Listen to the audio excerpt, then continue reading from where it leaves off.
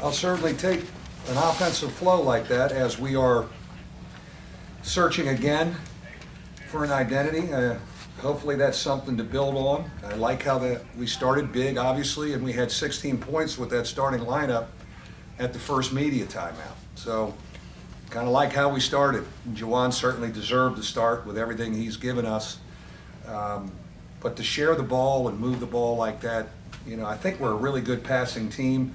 And tonight we did it for 40 minutes. So, hopefully maybe we find some offensive flow out of tonight. Would you like better on the final stat sheet, the assist number or the bench points? Assist number. I always look at that, and for us to be up there, we had 20 assists down in Indy, and we had 23 tonight without the guy who had 10.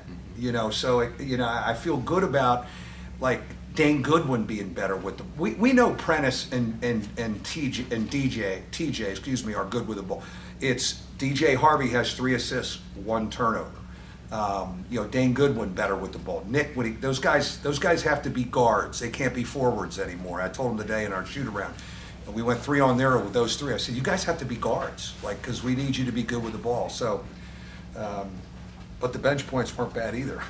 I know you wanted to look at the bigs and start Juwan, but what allows Dane not to get wacky? Where he starts Tuesday night, now he's coming off the bench. He just knows he's got to play and he's got to produce. He's right here. He's steady, and certainly the one thing that does happen when you get down to 7, 8 guys is now they all know they're playing, and you have some really clear heads, and you can really grow. And I think we've always, we've had 7-man rotations, 7.5-man rotations, sometimes 8.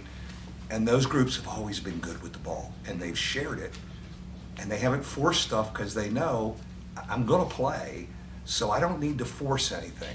And again, that's where I thought TJ Harvey, and he makes some tough ones for us, which he has to, but I thought he was really good with the ball, and so maybe he's growing in that area. Is that his best performance in terms of not forcing? Yeah, and he took some tough ones, but God, you got to let him go a little bit. He's a unique talent, and he wasn't as good as he wanted to be the other night. He was very good in practice yesterday, and I told him, I said, you bounced back great, and so I'm glad he's going into this break, feeling pretty good about himself.